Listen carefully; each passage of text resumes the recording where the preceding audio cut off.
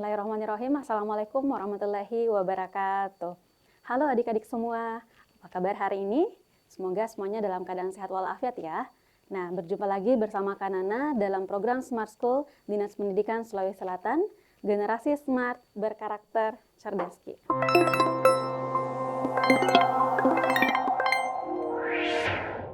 Oke, adik-adik semua, kalau berjumpa lagi bersama Kanana, berarti hari ini kita akan belajar sesi matematika ya.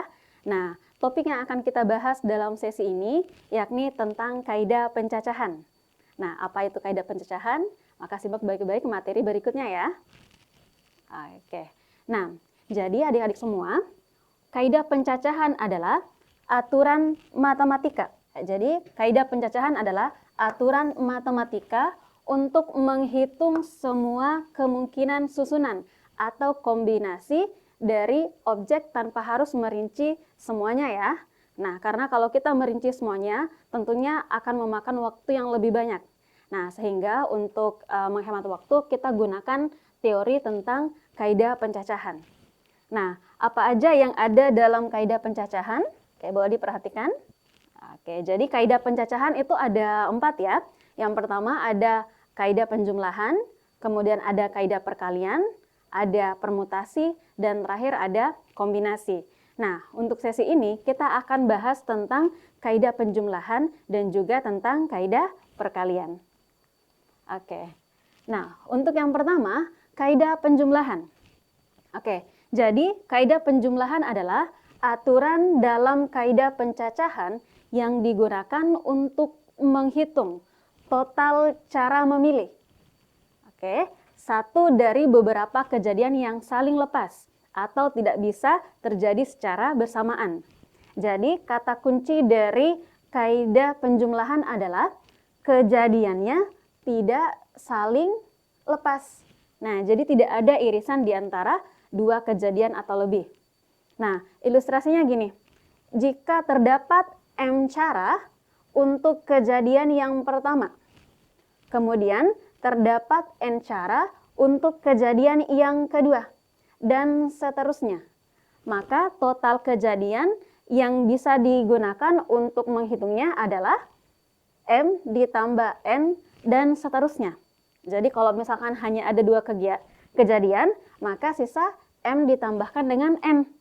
Nah, kalau misalkan ada 3 atau 4 berarti akan semakin panjang unsur-unsur yang dijumlahkan.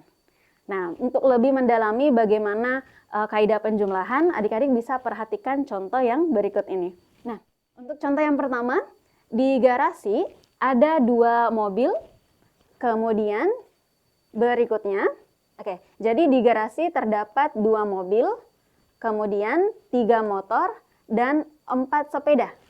Nah, kemudian jika hanya boleh memilih satu kendaraan untuk bepergian, maka berapa banyak pilihan yang ada? Nah, jadi bisa kita tulis mobilnya ada 2, kemudian untuk motornya ada 3, dan untuk sepeda ada 4. Artinya, untuk kejadian yang pertama itu dapat terjadi sebanyak 2 cara, yaitu menggunakan mobil. Kejadian kedua, yaitu menggunakan motor, terjadi sebanyak 3 cara.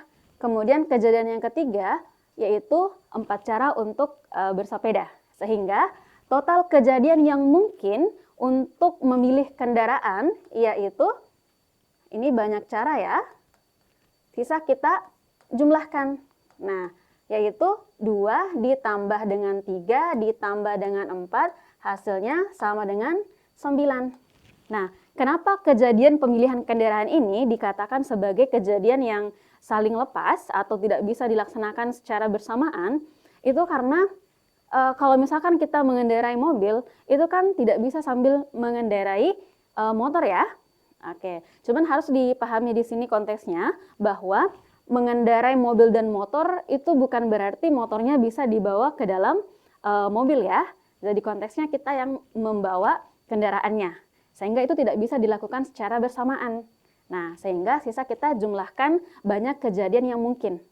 Nah, seperti itu untuk soal yang pertama. Nah, berikutnya. Nah, untuk selanjutnya soal kedua.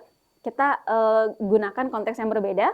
Misalkan Ayu akan memutar sebuah lagu dalam playlistnya, di mana dalam playlistnya itu terdapat 8 lagu pop. Berarti saya kasih simbol P itu sama dengan 8.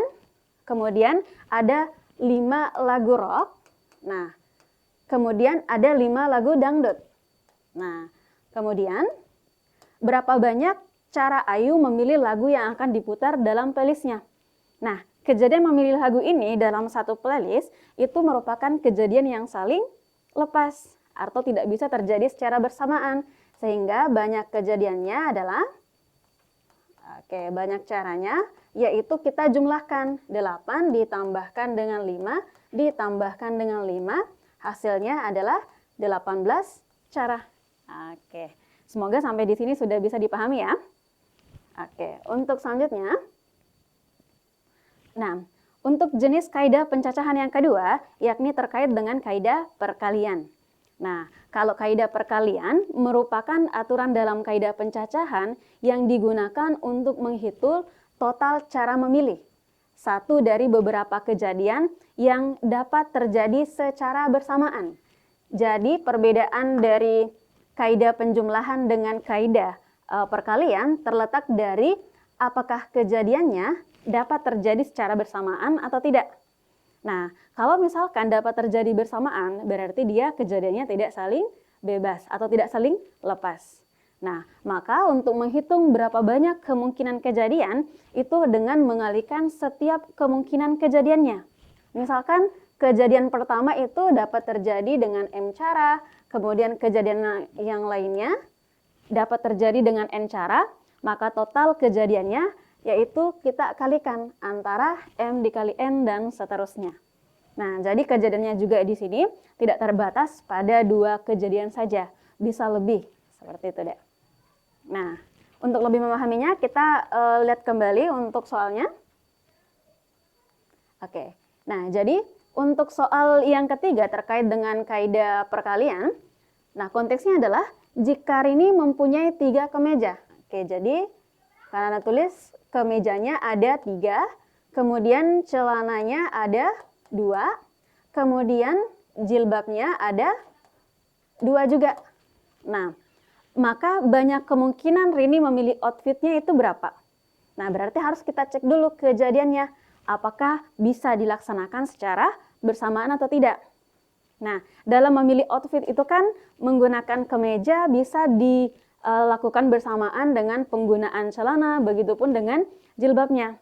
Artinya, di sini kejadiannya dapat bersamaan. Nah, berarti kalau misalkan dapat bersamaan, dia masuk kaidah perkalian. Sehingga menentukan banyaknya cara memilih outfit, yaitu sisa kita kalikan semua kemungkinannya. Jadi, 3 dikalikan dengan 2, dikalikan dengan 2. Berarti hasilnya adalah 12 cara.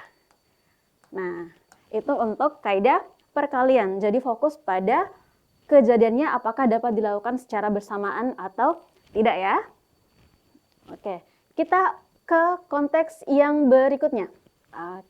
Nah konteks berikutnya, berapa banyak bilangan 3 angka. Jadi di sini ada keterangan bilangan 3 angka yang dapat dibentuk dari angka 1, 2, 3, 4, dan 5.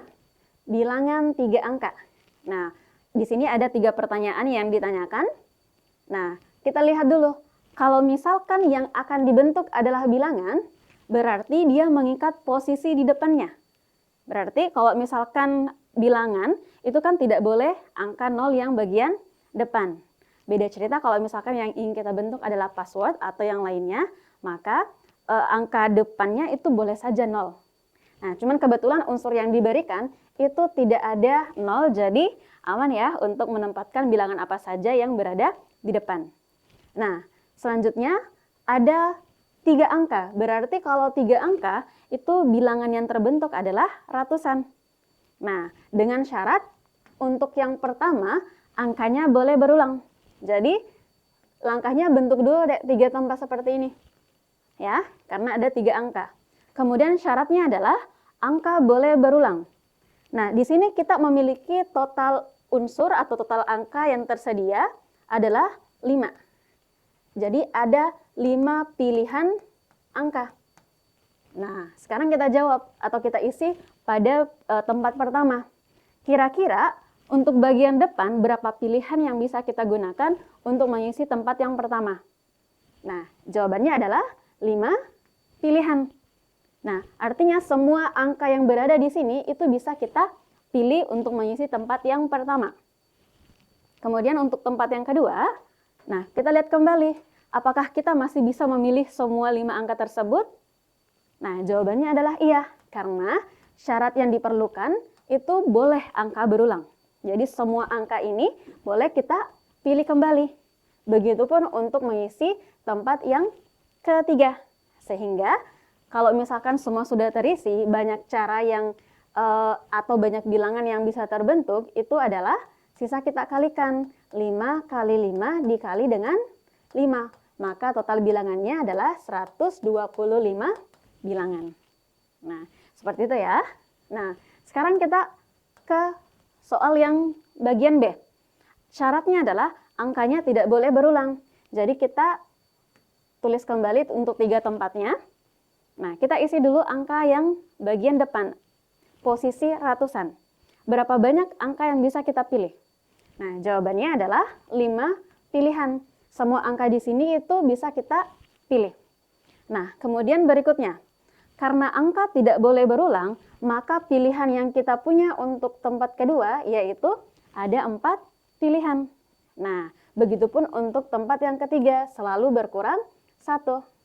Nah, berarti banyaknya bilangan yang terbentuk itu adalah 5 dikali 4 dikali dengan 3. Berarti hasilnya sama dengan 60 bilangan. Oke, seperti itu.